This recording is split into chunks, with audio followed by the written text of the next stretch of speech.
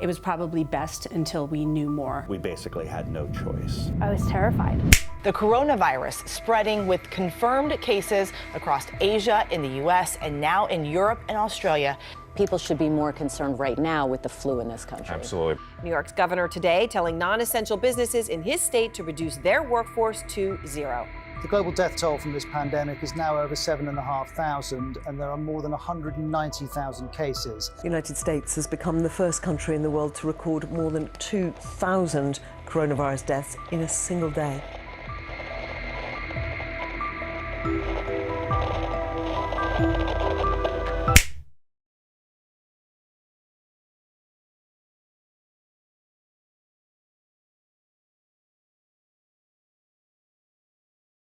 My name's Sam Cowan, and I was a student affected by COVID. Hi, my name is Jonathan Pesh-George, and I was a student affected by COVID.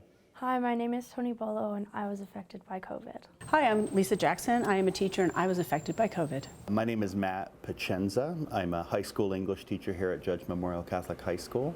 Teaching my work was definitely affected by COVID.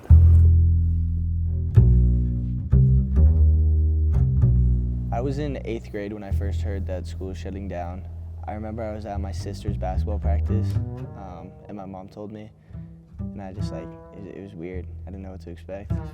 I was pretty excited, like, oh, 2 weeks off of school. I think every kid was excited because, you know, you just got to stay home. Nobody really wanted to go to school. I just thought it'd be a 2-week break. I'd get to just relax at home, play video games with my friends, and then things would be back to normal, and that was very clearly not the case.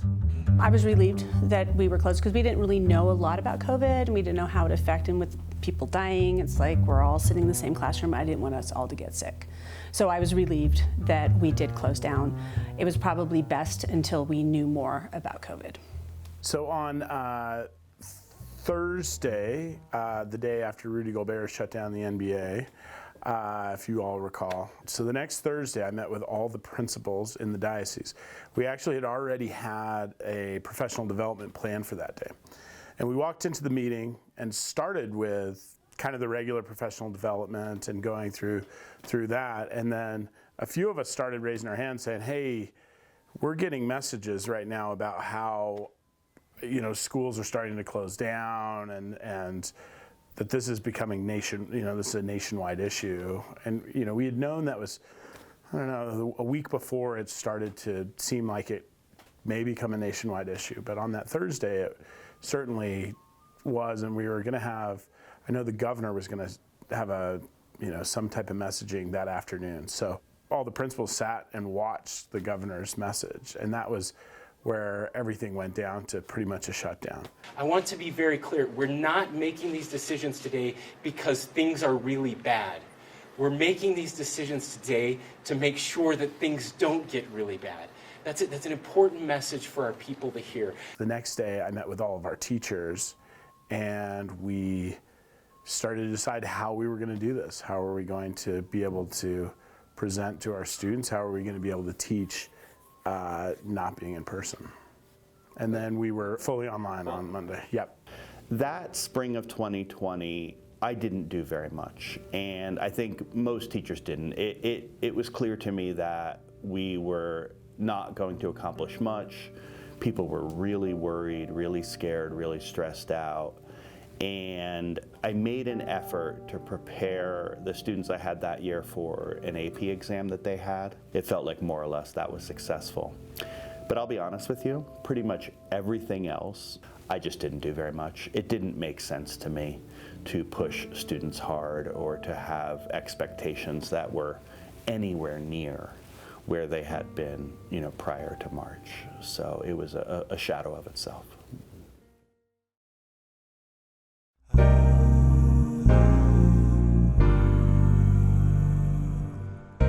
We came up with a plan to separate our school into what we called a red team and a gold team.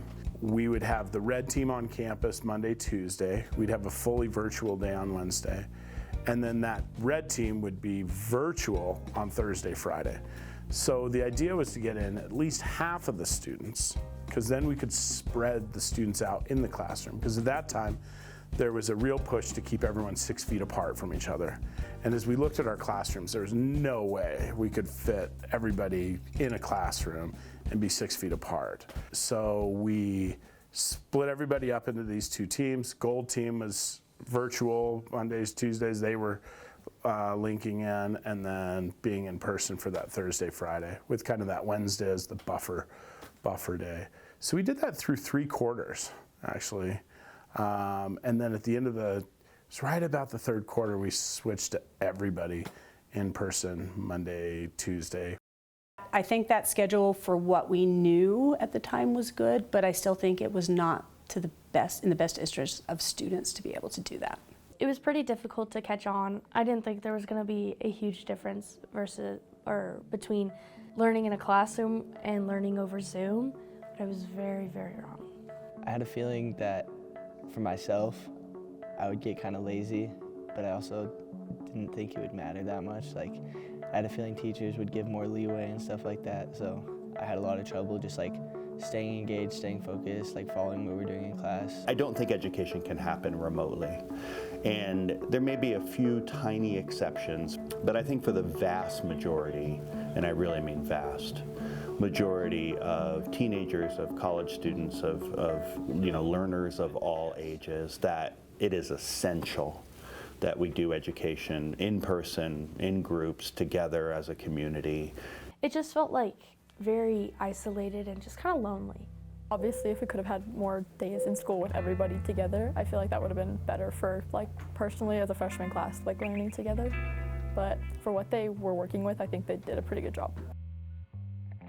Hi, my name is Katie Valentine. I'm this year's valedictorian, and I was affected by COVID. I think COVID did change how I learned. It definitely made me have to take more accountability for getting all my work done and getting all my work in. So I'd say it probably changed my motivation. Obviously, a lot of people were demotivated by COVID and all the freedom that they had, but I think it helped me to be able to get all my stuff in ahead of the time before the week was over, personally. I do think that being in person is better for my grades, just because of the interaction with the teacher, the ability to ask questions and get more conversation out of your answers. Overall, I just think learning in person is easier.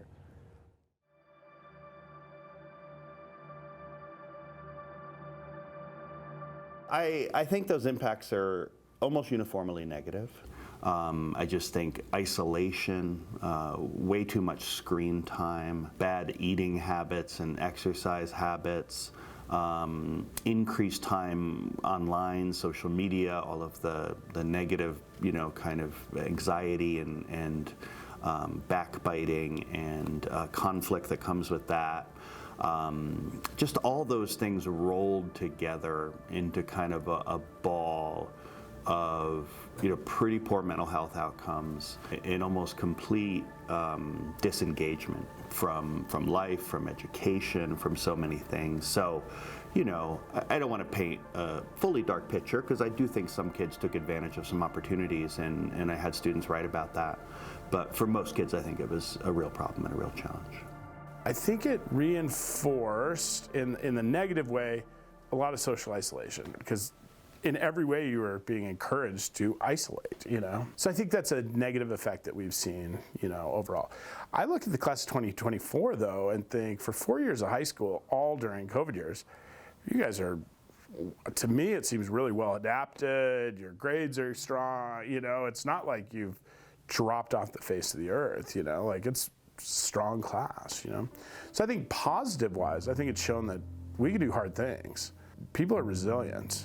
I think I'm probably more prepared for college because of COVID, just because I'm used to all the different kinds of learning, online learning with the Zooms and all the online platforms. But no, yeah, I'd say I'm better prepared.